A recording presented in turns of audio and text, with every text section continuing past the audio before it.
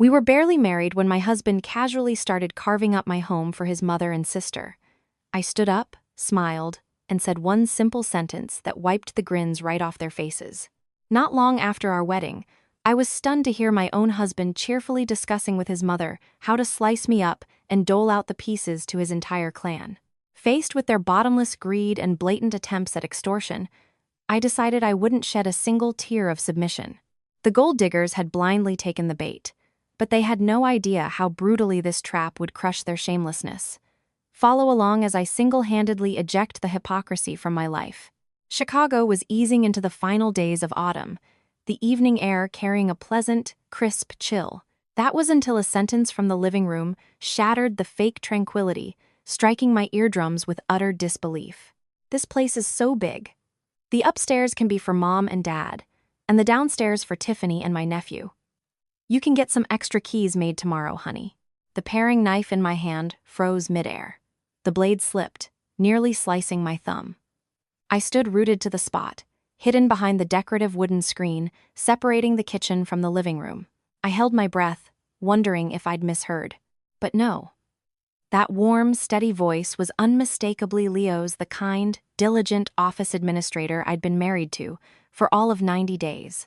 Immediately following Leo's statement, the voice of Susan, my five-year-old mother-in-law, chimed in, dripping with undisguised satisfaction.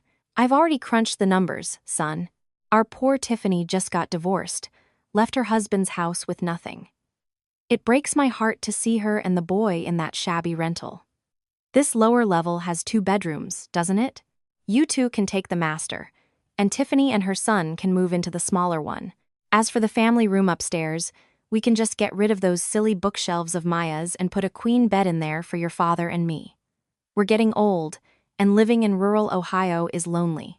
We'll move in to be with you kids, keep the family close, and we can even help out when you start having babies. A married woman shouldn't be wasting her time with books anyway. You need to focus on your family, and it's a waste to let a big place like this sit empty with just the 2 of you. It's bad for your fortune. An icy chill shot down my spine, only to be instantly consumed by the inferno of rage erupting in my chest.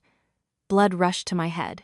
This luxury 2-story condo was the sweat and tears, the entire life savings my parents in Ohio had scraped together to buy for me before the wedding. The day my dad handed me the deed, his eyes were misty as he advised me, "We're giving you this foundation, honey, so you'll always have a place to stand firm. No matter what happens later, my daughter will never be left stranded." And yet, here was my husband, lounging comfortably on the imported sofa I had personally picked out, playing the role of a generous patriarch, freely carving up his wife's assets to hand out to his entire family tree. I took a deep, steadying breath, forcing my heaving chest to calm down. At 28 years old, with the composure of a high school teacher who faced hundreds of students every day, I would not allow myself to lose control. I straightened my blouse, my lips curling into a faint, cold smile. I carried the fruit platter out, my demeanor placid, my heels silent on the plush area rug. Clink! The sound of the ceramic plate meeting the glass coffee table was sharp and dry. Both Leo and Susan jumped, their lively conversation cut short. I crossed my arms, my gaze sweeping over Leo's flustered expression before settling on my mother-in-law's face, which was struggling to regain its stern composure. I spoke, my voice crystal clear and soft, but each word landed with the weight of lead. "Mom, Leo, you two are so thoughtful and meticulous. But Leo, I thought I heard you say I should get more keys made tomorrow. Whose house were you planning on having me make keys for? To hand out to our family?" My unexpected counter-question left Leo stunned. He frowned at me as if I had just said something utterly absurd. "Our house, of course. What other house would it be? What's wrong with you? Tiffany is going through a hard time. If family doesn't step up to help, who will? And Mom and Dad moving here from Ohio is for our own good. As a wife, you need to think about your husband's family. Learn to share a little. Learn to share." I laughed out loud, a laugh that never reached my eyes. "I thought being a wife meant marrying you, building a small, cozy home with you. I didn't realize it meant opening a charity shelter and taking on your entire family in a condo that is solely in my name." Susan's face instantly twisted, the mask of fake morality falling away. She slammed her hand on the sofa cushion and shot to her feet, her index finger pointed directly at me as she shrieked, "Maya! What is that disrespectful tone you're using with your husband and mother-in-law? What do you mean? Your house. When you marry a man, you follow his family. What's his is his, and what's yours is his too. You've married into the Miller family, so this house belongs to Leo. It's a shared asset of this family. Don't you dare think that just because your parents have a little money, you can look down on us." I didn't flinch. I took a step forward, looking Susan straight in the eye, and laid my cards on the table. "Susan, we live in the 21st century, governed by the laws of the state of Illinois, not by some unspoken patriarchal tradition. The deed to this 2-story condo is registered under a single name, Maya Williams.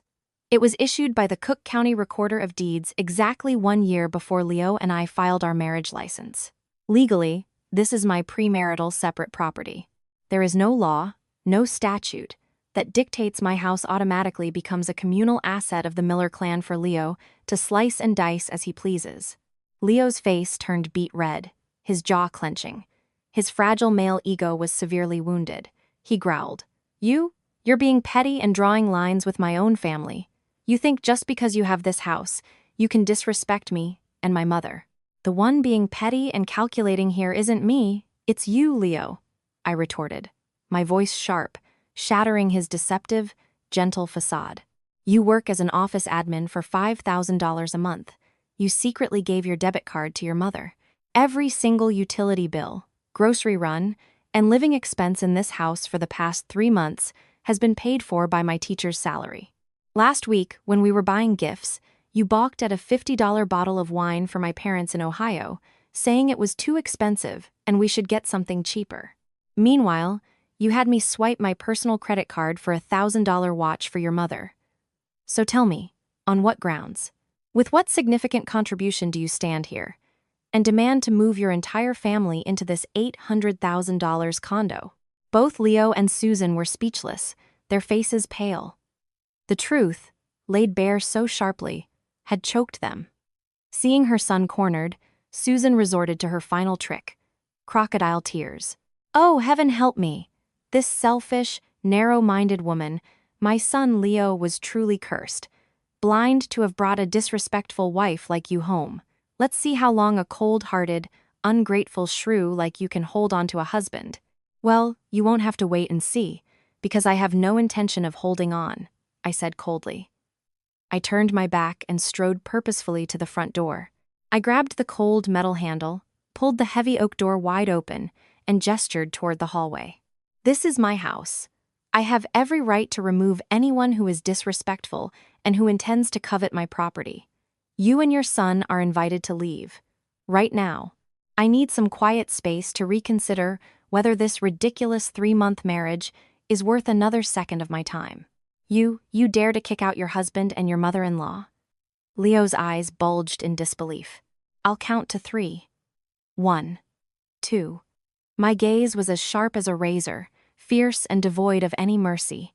Leo glanced nervously outside, saw the door of the opposite apartment crack open, and feared losing face. He hurriedly grabbed Susan's arm. "Mom, let's go. She's lost her mind." As she was being dragged out, Susan twisted back and hissed, "You just wait. The Miller family won't let you get away with this." Slam! I didn't bother to hear the rest of her tirade. The door shut with immense force. I shot the deadbolt and turned the lock. Click! Clack! The sound sealed their shameless greed and delusions on the other side of the door. The vast space of the condo was suddenly plunged into a suffocating silence.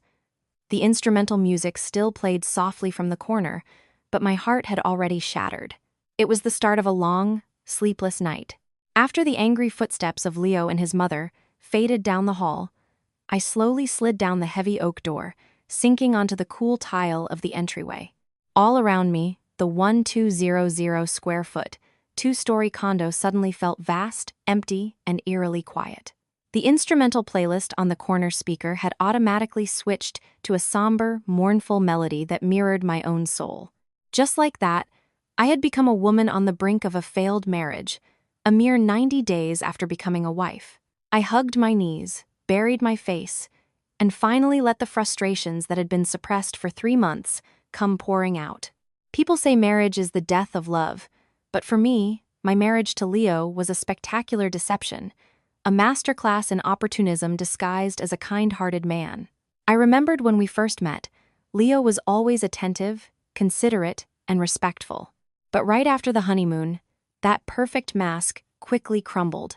One evening, about a month after we were married, I accidentally discovered that Leo had secretly given the debit card linked to his salary account to his mother, Susan. When I confronted him, he nonchalantly offered a flimsy excuse. "Mom's better with money than you are. She says young people these days spend too much. She'll save it for us so we have a nest egg for big things later. You're a high school teacher, with a stable income, so just cover the daily expenses for now. If you're short, just let me know, and I'll ask Mom for it." Ask Mom for it. My husband's own salary, yet every time I went to the supermarket for a head of lettuce or a pound of meat, I'd have to beg my mother-in-law for the money. At the time, not wanting to rock the boat in our new marriage, I reluctantly let it go, shouldering all our living expenses on my own teacher's salary. But Leo's thoughtlessness and calculation didn't stop at the bank card. The final straw, the one that shattered my self-respect, was our trip to buy gifts last week before visiting my parents in Ohio. That day, I suggested we go to the mall on Michigan Avenue. As we passed a high-end department store, Leo didn't hesitate to pick out a luxury brand watch and a fancy espresso machine, totaling nearly $2,000. He turned to me, his voice syrupy sweet. "Mom's been complaining about her arthritis and insomnia lately. Use your credit card to buy these for her. It'll make her so happy. You're a new daughter-in-law. A little thoughtfulness goes a long way to winning her over." I smiled and agreed, swiping my card without a second thought. Yet, just 5 minutes later, when we moved to a gourmet food shop to pick a gift for my own parents, Leo's attitude did a complete 180. I picked up a beautifully packaged gift basket from a well-known brand, priced at just under $100. Leo quickly snatched it from my hands, his brow furrowed in annoyance. "Whoa, why waste money on this fancy stuff? Your parents live a simple life in Ohio. They don't need all this. Get that generic box of cookies over there for $20. It's big and looks presentable.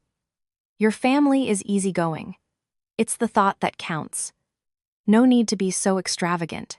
Holding that cheap box of cookies, my heart felt like it was being squeezed in a vice.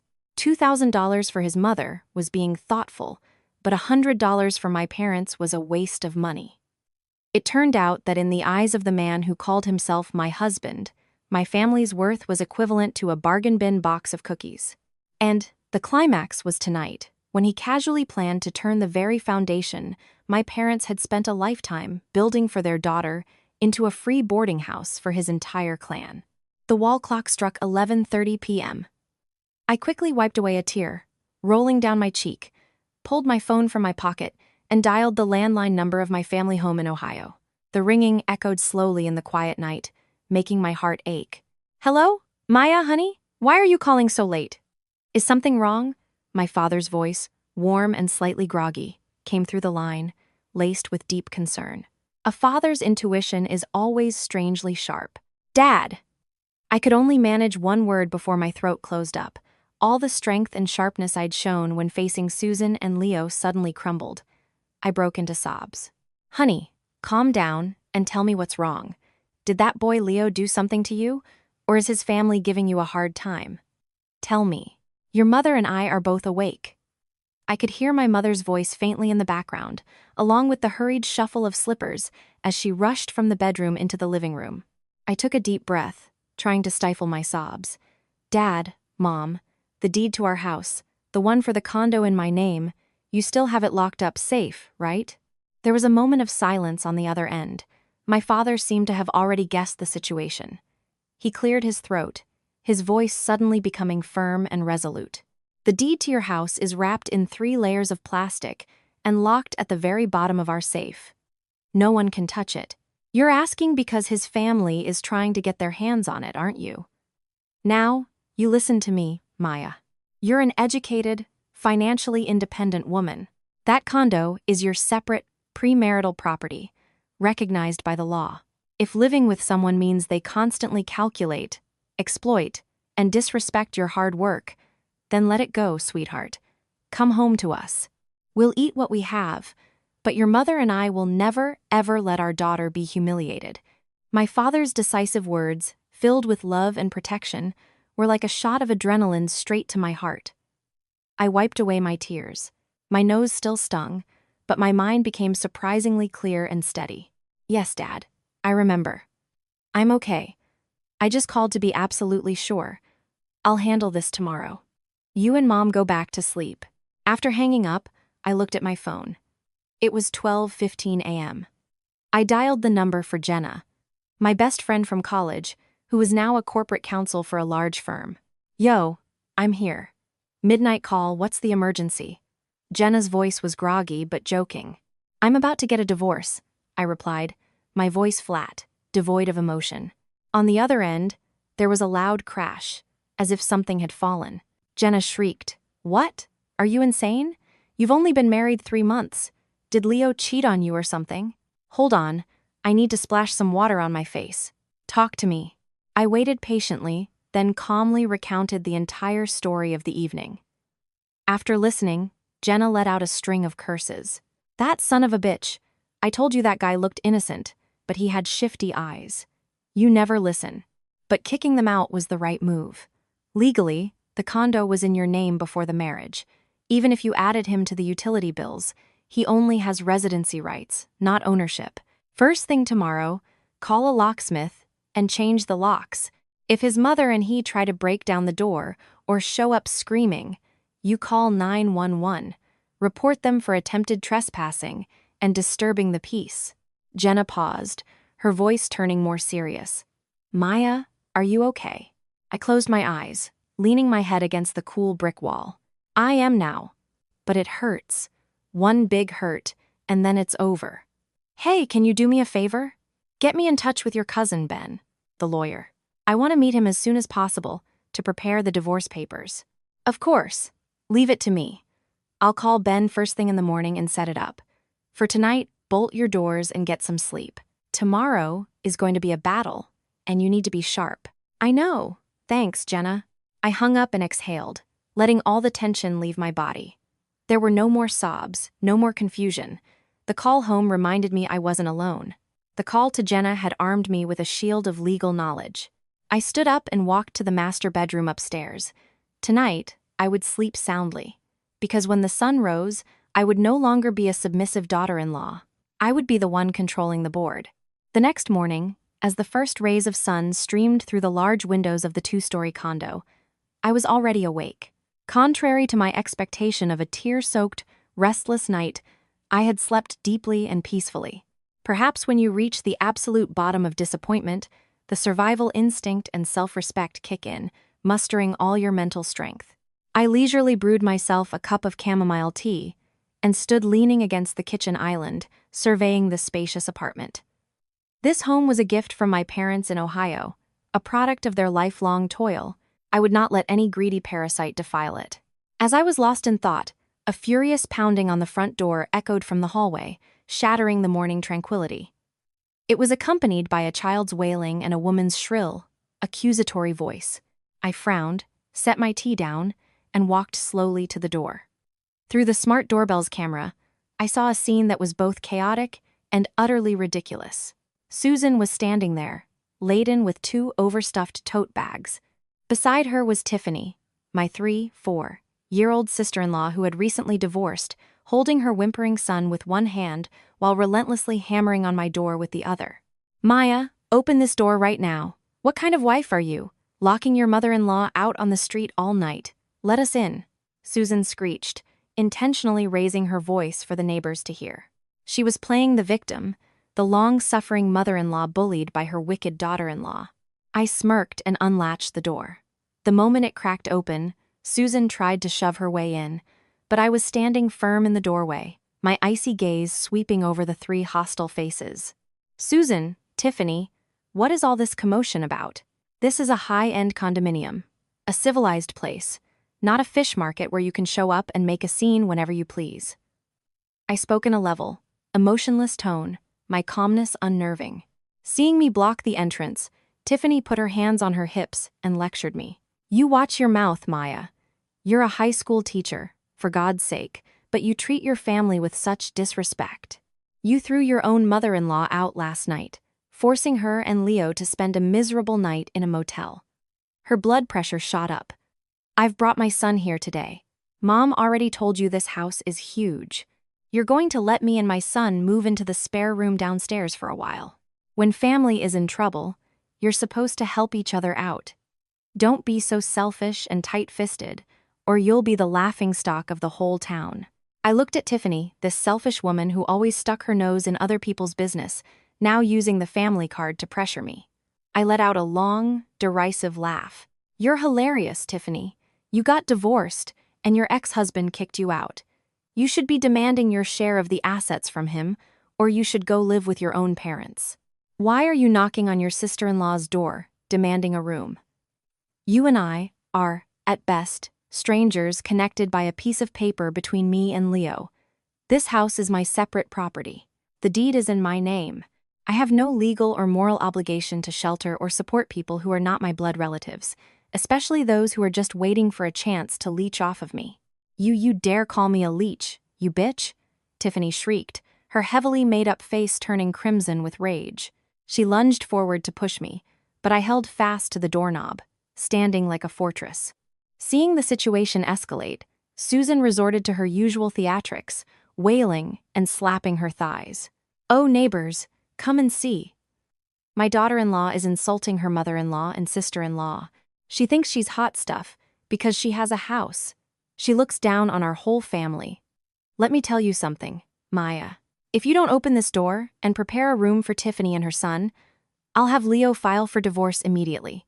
Let's see how a divorced woman like you, kicked out by her husband, will face the world in shame. By then, even if you beg me, I won't let you set foot in the Miller family again. Oh, that would be wonderful. Please, tell him to file the papers as soon as possible." I nodded, my tone enthusiastically approving. I'm desperate for Leo to sign the divorce papers and free me. Being tied to this calculating, opportunistic family is suffocating. But you seem to have forgotten one thing. The ones who were kicked out last night were you and Leo, not me. This is my house, after all. My words hit their mark, leaving Susan speechless. She never expected the daughter-in-law, who had always been deferential, to say something so final. Realizing her threats and tears were failing, Tiffany glanced nervously down the hall. A few neighbors' doors were ajar, curious eyes peering out at the Miller family drama. Tiffany grabbed Susan's arm, ready to force their way in and create a scene. But they had underestimated me. I wasn't the type to waste my breath arguing. I took a step back, my left hand still gripping the door, while my right hand quickly pulled my smartphone from my pocket. In a flash, I had 911 pre-dialed on the screen and held it up for Susan and Tiffany to see. Listen carefully. I'm giving you exactly 3 seconds to take your bags and leave my doorway. If you don't, my finger will press this button. The police will be here in minutes to write up a report for attempted trespassing and disturbing the peace. You're in a custody battle for your son, aren't you, Tiffany? Just imagine how the family court will view a mother who gets arrested for harassing her relatives. Tiffany's face instantly changed, from crimson to a sickly green. Winning custody of her son was her biggest fear and greatest desire. Susan stared, wide-eyed, at the daughter-in-law who was counting down with stone-cold precision.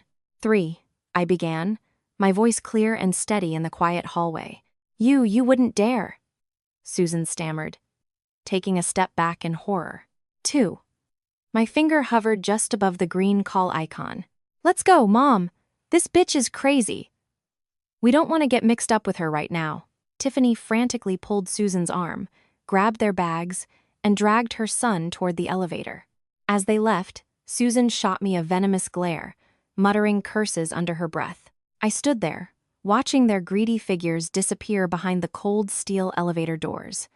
I let out a long sigh, a mixture of satisfaction and bitterness. Bitter for the fake family ties I had once tried to preserve, now torn to shreds by their own hands. Immediately, I dialed a number saved in my contacts. The other end picked up quickly. "Hello, is this the locksmith service I usually use? I need your best high-security lock, the kind with fingerprint and keypad access, brought to my condo in Lincoln Park. Yes, I need the entire lock system replaced. Urgently. Right now." Hanging up, I slammed the door shut. This home, from this day forward, would only welcome those who were worthy. This divorce was just beginning, and I would not lose a single advantage. The doorbell rang. This time, looking at the smart doorbell screen, I breathed a sigh of relief. It was my parents, their faces etched with worry after the long drive from Ohio to Chicago. The brand new fingerprint lock, just installed, beeped softly as I opened the door. My mother rushed in, grabbing my cold hands, her eyes welling with tears. My father, a man weathered by life, gently patted my shoulder, a gesture that gave me immeasurable strength. We sat on the sofa, the warmth of family filling the cold emptiness of the large condo.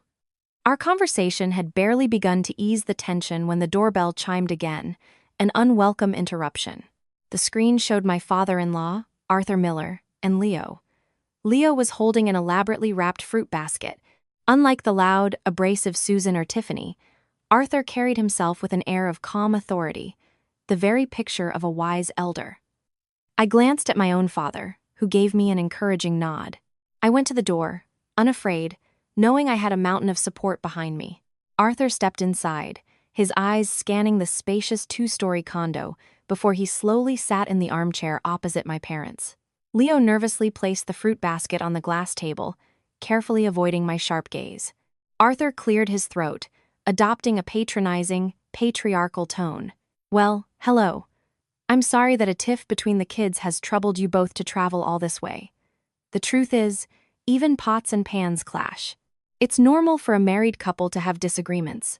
Our Maya is still young, a bit childish, and doesn't quite know how to balance her relationships with her in-laws. The house is so large, and it's only natural for siblings to lean on each other in times of need. For Leo's wife to act this way, kicking her mother-in-law out, changing the locks, it's truly ungrateful and shows a lack of proper upbringing. I've brought this gift today as a gesture from one adult to another, to let bygones be bygones. We'll talk some sense into the children, get them to reconcile. All Maya has to do is apologize to her in-laws, and we can put this behind us." The air in the living room grew heavy and suffocating. Arthur's words were superficially polite, but every syllable was a knife twisting in my family's pride. My father smiled, a smile full of the quiet confidence of a man who had seen it all. He took a slow sip of chamomile tea, set the cup down with a decisive clink, and spoke clearly. "Mr. Miller, you speak a great deal about kindness and family duty, but it seems to me your family has confused duty with gold digging. This 1200 square foot condo was purchased with the life savings my wife and I earned, and it was deeded to our daughter before she ever met your son. Your boy Leo moved in here with nothing but the clothes on his back. For the past 3 months, he has lived off my daughter's teacher salary. And yet, you and your wife condone his behavior, arbitrarily dividing up rooms and inviting your entire clan to squat in his wife's property. My family has no obligation to support or tolerate such bottomless greed. My daughter has done nothing wrong, and she will not be apologizing to anyone in the Miller family." Arthur's calm demeanor vanished, his face turning from composed to embarrassed, then to a furious red. His hypocrisy had been exposed right in front of us. His false dignity crumbled. He gripped his cane and glared at my father. You watch your tone. My family is a respectable one. Who would covet this little condo of yours? We just thought it was a waste to leave it so empty. If you're going to be so petty and cheap, then perhaps this marriage isn't worth saving." At that moment, Leo jumped up, his earlier meekness gone. The true nature of a petty, opportunistic man erupted. He pointed at me and yelled, "Fine, a divorce it is. You think I'm desperate to stay with a venomous, stingy woman like you? But let me tell you, Maya, if we divorce, you won't get off easy. You will pay me $50,000 for emotional distress and for the youth I've wasted on you. And that flat-screen TV, that Sub-Zero refrigerator that was bought with our wedding gift money. We're splitting all of it, 50-50. A dry laugh escaped my chest. I walked toward him, looking at this pathetic man with a mixture of pity and utter contempt. Are you performing a comedy routine, Leo? 50,000 for your wasted youth? Your youth is worth that much? You pushed all the living expenses onto me and haggled over a gift for my parents. You gave your salary to your mother and forced me to use my credit card to buy her luxury gifts. That's a debt I haven't even asked you to repay yet. As for that TV and refrigerator you just pointed at, the electronic receipts clearly show they were purchased by Maya Williams from my bank account before we even moved in together. Are you trying to rob me blind? I didn't give him or Arthur a chance to respond. I strode to the wooden cabinet next to the TV stand and pulled out a large, carry-on-sized suitcase. I threw it onto the floor with a cold thud. Since you're here, I invite you to pack up all your junk and get it out of my house, right now. Don't make me call building security to throw your belongings into the hallway and make a scene for the entire building to watch. Leo stood there, speechless and fuming, but he couldn't find a single argument against the hard evidence. Seeing his son humiliated, Arthur snorted. Fine. Your family thinks you're above everyone else. Just wait until you get the court summons.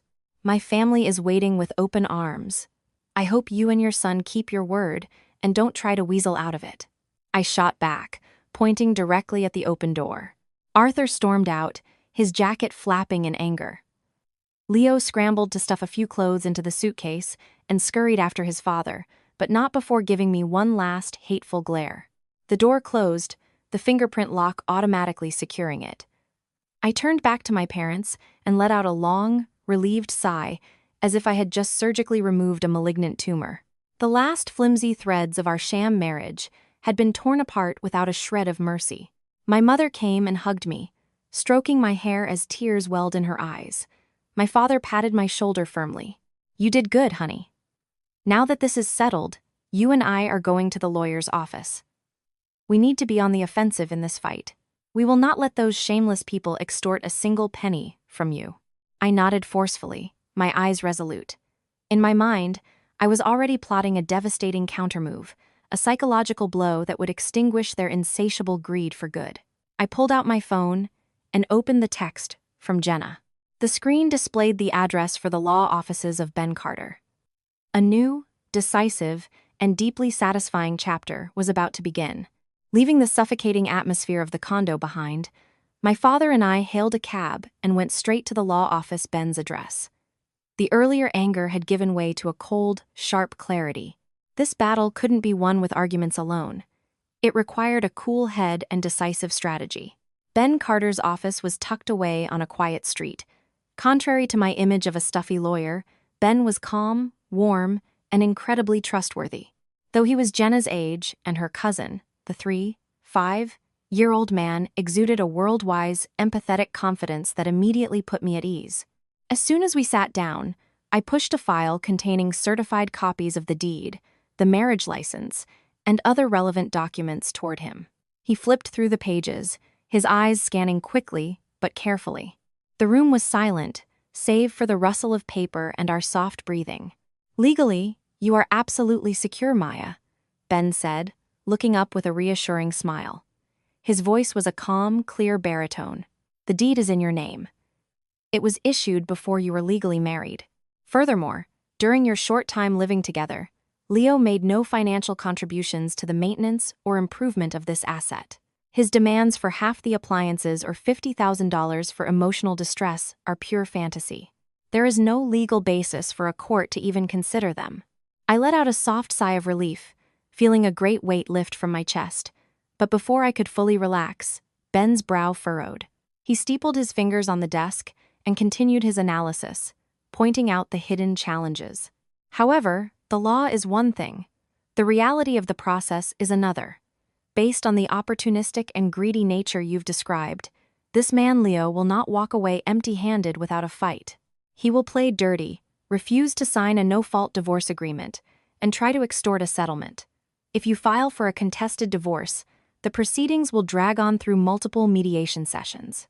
During that long, agonizing period, he and his family could repeatedly harass you at your school or show up at your home, spreading rumors and applying psychological pressure to force you to pay them off. People with nothing to lose can be very reckless and exhausting. Ben's sharp analysis was like a splash of cold water on my budding optimism. He was right. I had forgotten the sheer shamelessness of the Miller family.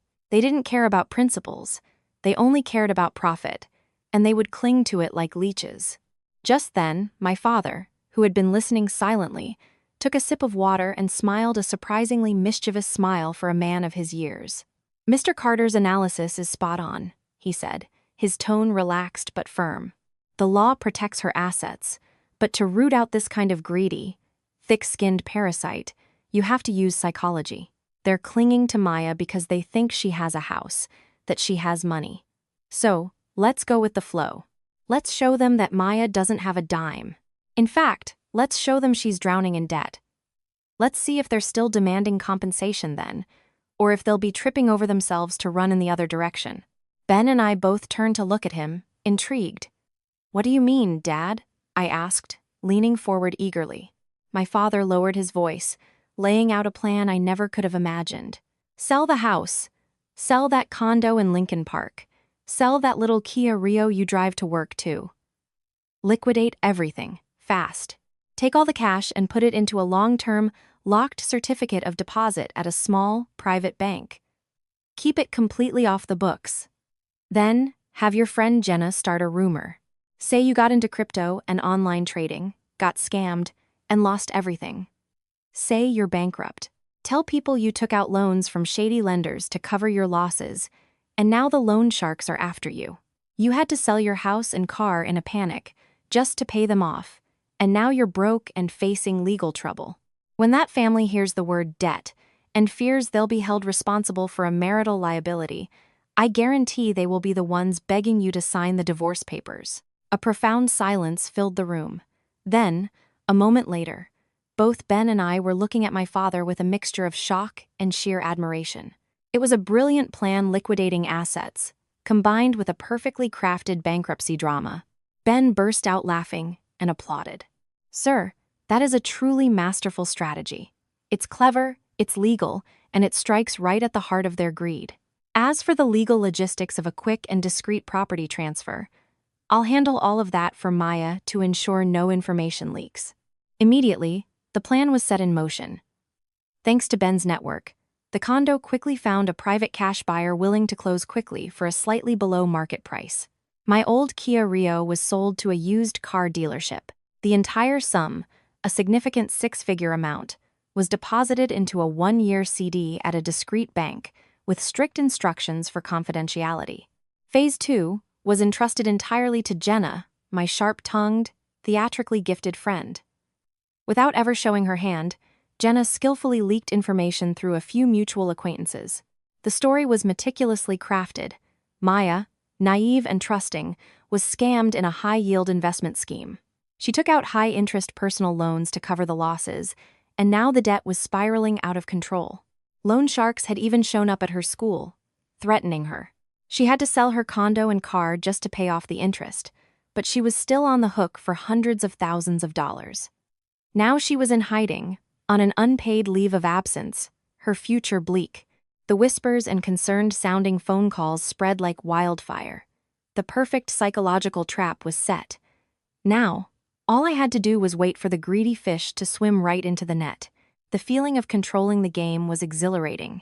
After handing over the keys to the new owner, my parents and I moved into a clean but modest extended-stay hotel in a quiet neighborhood, a temporary refuge while the divorce was processed. The space was a far cry from my former luxurious home, but it felt safe, peaceful, and liberating. Just as my father predicted, the rumors of my financial ruin worked like a charm. Through the gossip mill, the story of my crypto disaster and loan shark troubles reached the Miller family with the speed of a toxic wind. The trap had barely been set, and the prey was already taking the bait. One afternoon, as my family and I were gathered around a simple lunch, my phone buzzed insistently. The screen lit up. Tiffany Miller. I motioned for my parents to be quiet. My father grinned, placed a piece of chicken on his plate, and settled in for the show.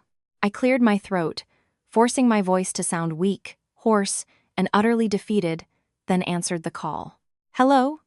I said feebly, my voice trembling as if I were at the end of my rope. On the other end, Tiffany's voice was shrill and dripping with gloating satisfaction. Well, well, if it isn't Maya. I heard a little rumor that you went broke playing with crypto and had to sell your precious condo and car.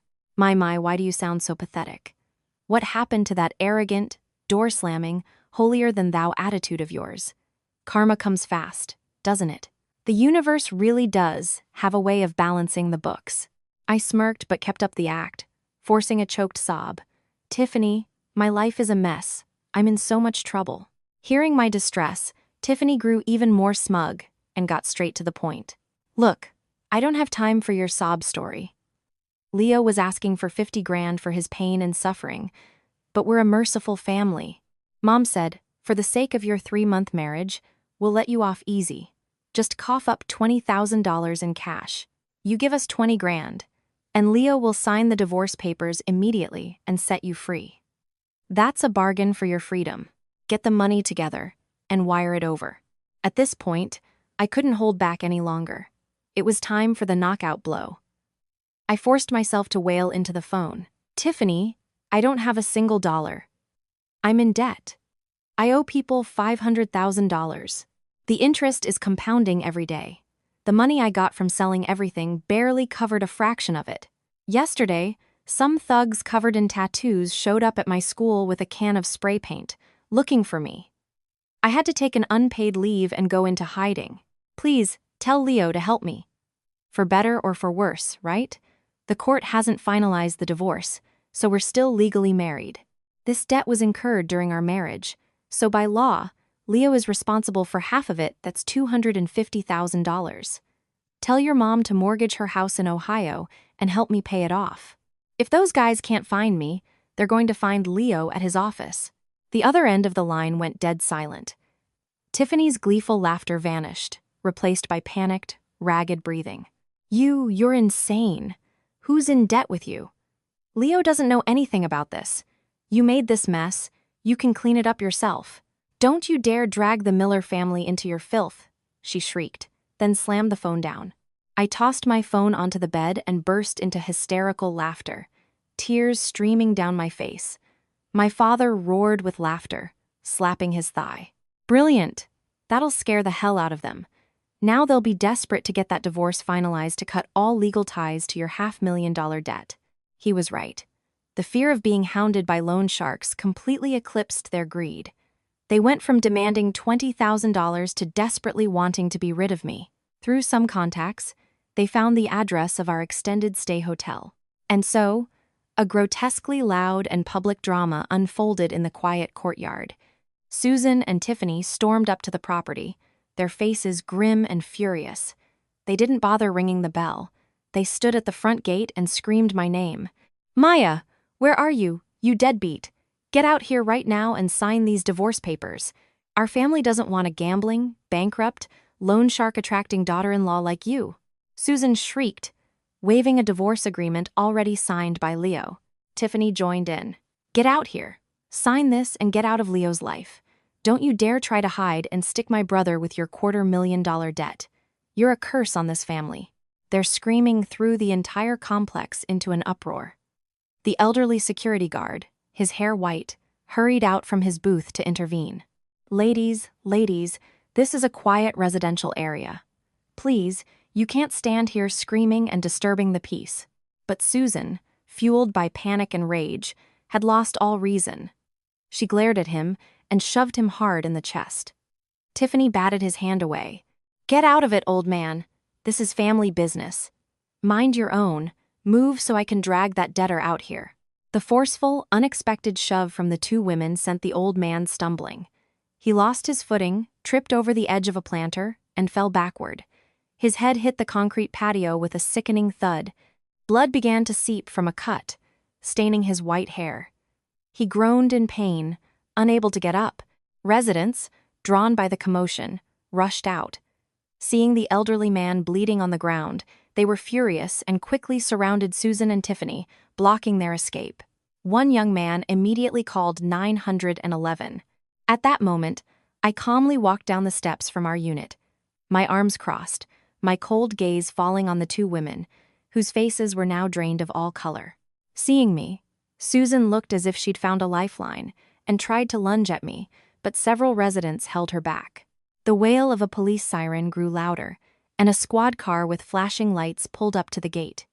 2 officers quickly made their way through the crowd. They checked on the injured guard, called for an ambulance, and then turned to Susan and Tiffany, who were trembling uncontrollably. "Who assaulted this man?" one officer asked sternly, pointing toward the police car. "Everyone involved is coming down to the station for questioning." All of the mother-in-law's arrogance and the sister-in-law's entitlement vanished. They were meek and silent, their heads bowed in shame as they were escorted to the squad car in front of dozens of scornful onlookers. Seeing their pathetic state, I knew the trap had not only sprung perfectly, but it had also obliterated the last shred of their dignity. The chaos at the hotel gradually subsided after the police car disappeared around the corner. My parents and I had just finished tidying up the courtyard and were about to head to the hospital to check on the security guard when my phone rang again. It was Leo. I smirked, exchanged a glance with my father, and calmly answered, Maya, where are you? You have to help Mom and Tiffany."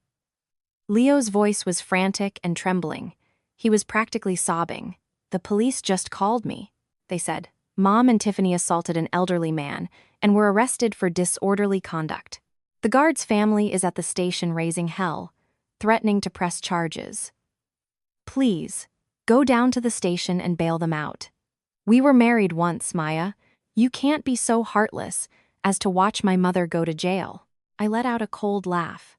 "You're mistaken, Leo. Your mother and sister weren't arrested because of me. They were arrested because of their own violent, entitled behavior. I am going to the police station, but not to bail anyone out. I'm going as a victim who has been psychologically terrorized by your family for months." With that, I hung up.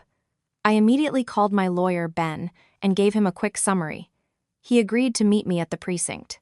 When Ben and I walked into the police station's waiting area, we were greeted by a pathetic sight.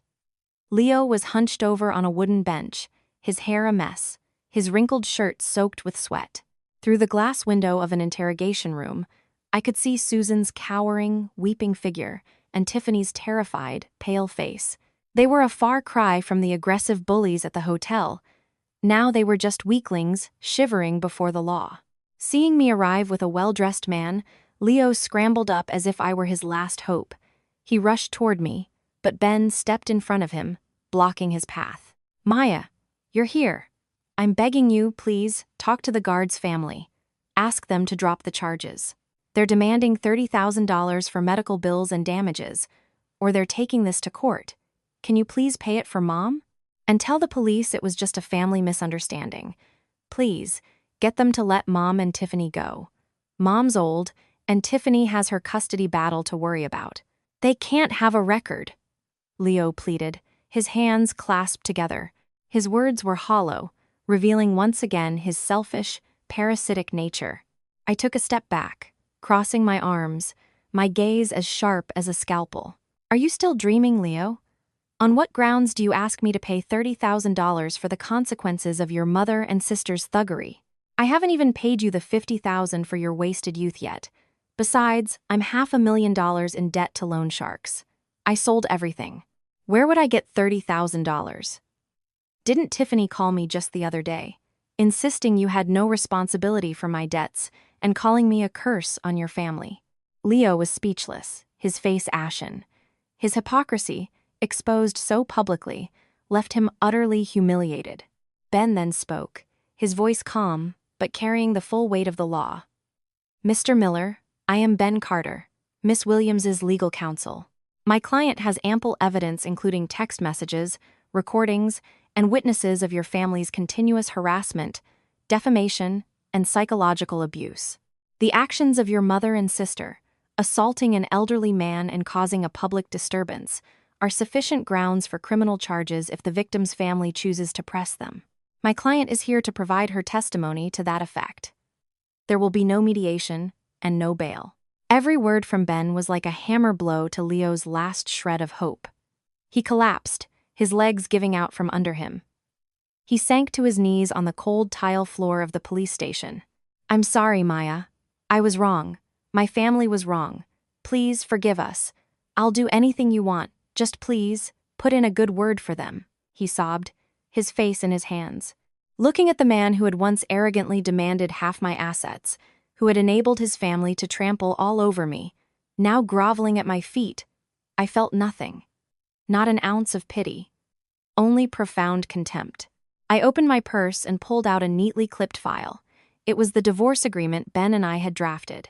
It stated clearly that there were no shared assets, no children, and specifically noted that Leo voluntarily waived all rights to any form of compensation.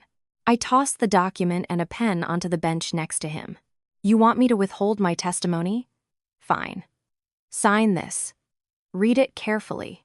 You walk away with nothing, you don't ask for a single cent, and you figure out how to beg, borrow, or steal that $30,000 for the security guard to get his family to drop the charges.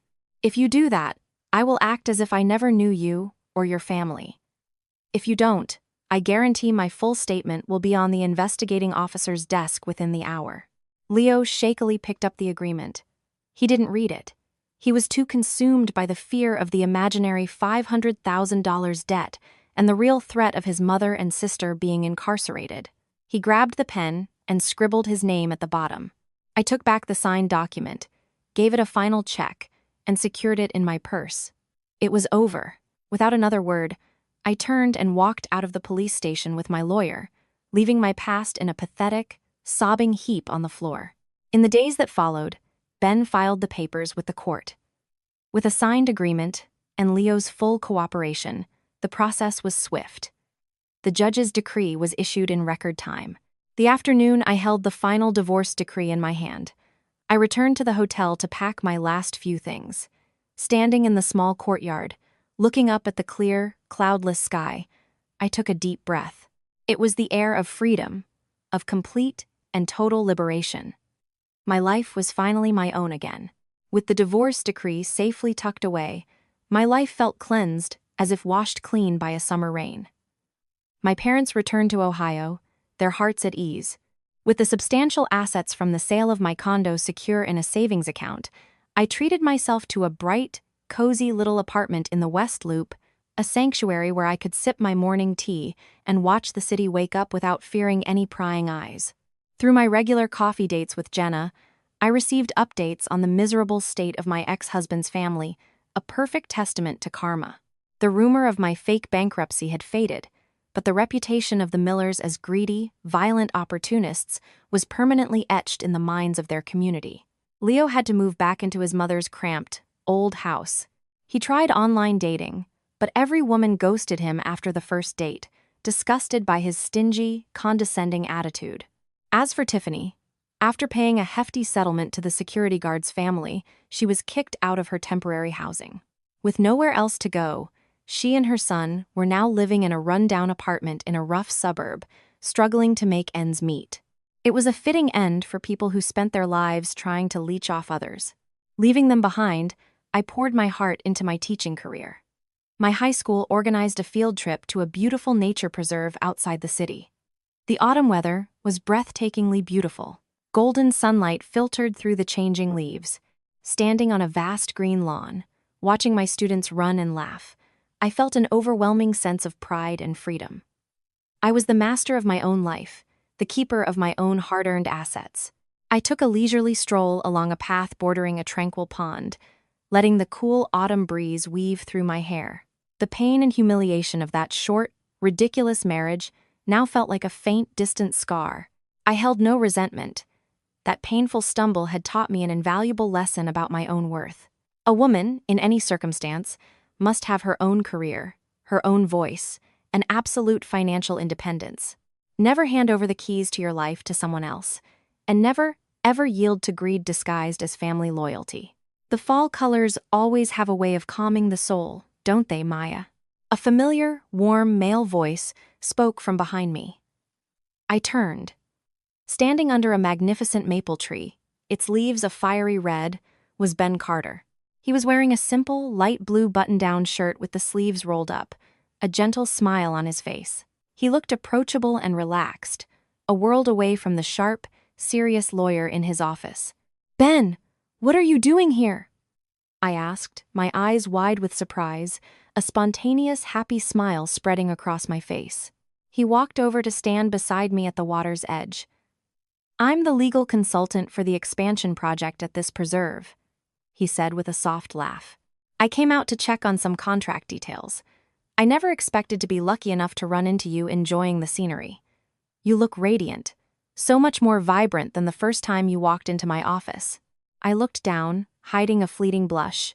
Well, thanks to your sharp legal mind and my dad's crazy scheme, I was able to escape that mess in one piece. I feel really good now.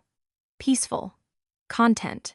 Ben was quiet for a moment, his gaze fixed on the calm surface of the pond, where yellow leaves drifted lazily. The atmosphere between us became surprisingly deep and serene. You know, he said, his voice lowering with the wisdom of his years. In my line of work, I've seen hundreds of ugly divorces. Most of the time, women walk away from the courthouse broken, bitter, and having lost all faith. It's incredibly rare to see someone with your decisiveness, your composure, your ability to completely turn the tables. That strength of yours, it left a huge impression on me. I blinked, turning to look at his profile. That strength didn't come from nowhere, Ben. It was forged in a painful disillusionment, but it's better to have your illusions shattered once and start over than to live a lie and let someone drain the life out of you.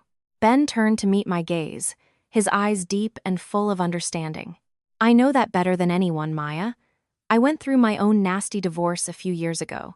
When someone values material things and ambition more than they value their family, a breakdown is inevitable. He paused. We, who have weathered our own storms and bear the scars of our mistakes, learn to appreciate what is real and true. I was stunned for a second. So, behind the calm, capable facade of this brilliant lawyer were his own healed wounds. We looked at each other, no more words needed. The silent understanding between two souls who had survived a shipwreck was louder than any conversation. The autumn wind rustled through the trees, sending a few more golden leaves dancing through the air. As the brilliant red sunset began to descend behind the quiet forest, my conversation with Ben flowed naturally, honestly. There were no ulterior motives, no fights over assets, no elaborate deceptions. There was only peace and a profound, shared understanding. I lifted my face to catch the last warm rays of the day, a bright, genuine smile spreading across my lips. It was the perfect, proud closing to a dark chapter, and a confident, hopeful welcome to a new one.